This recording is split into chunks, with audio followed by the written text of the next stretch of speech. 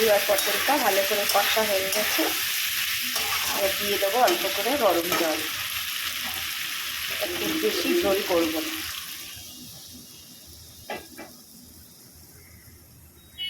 নমস্কার বন্ধুরা, তোমরা কেমন আছো?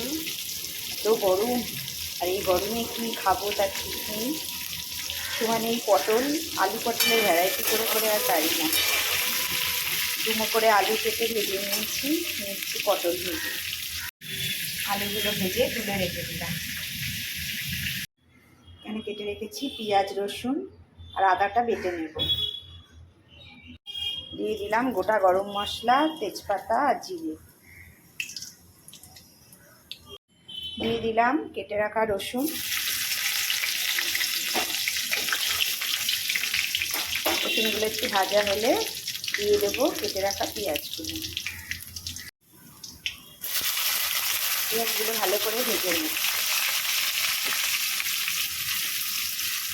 পেঁয়াজগুলো নরম হয়ে এসছে, দিয়ে দিলাম আদা বাটা।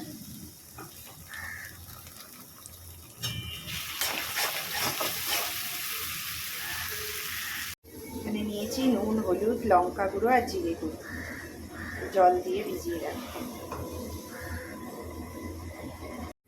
পেঁয়াজ আর আদাটা হয়ে গেছে, এবার দিয়ে দিলাম মশলাগুলো। মশলাটা কষা হয়ে গেছে, দিয়ে দিলাম আলু আর পটল ভেজে রাখা।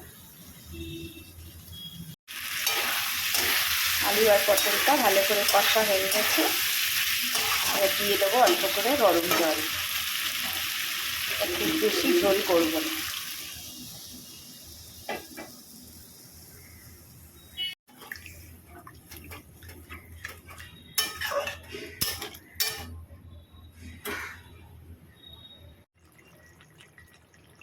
আলুগুলো সেদ্ধ হয়ে গেছে, পটলের তরকারিটা তৈরি হয়ে গেছে। এবার দেবো গরম মশলা, নাড়াচাড়া করে নামিয়ে নিলাম।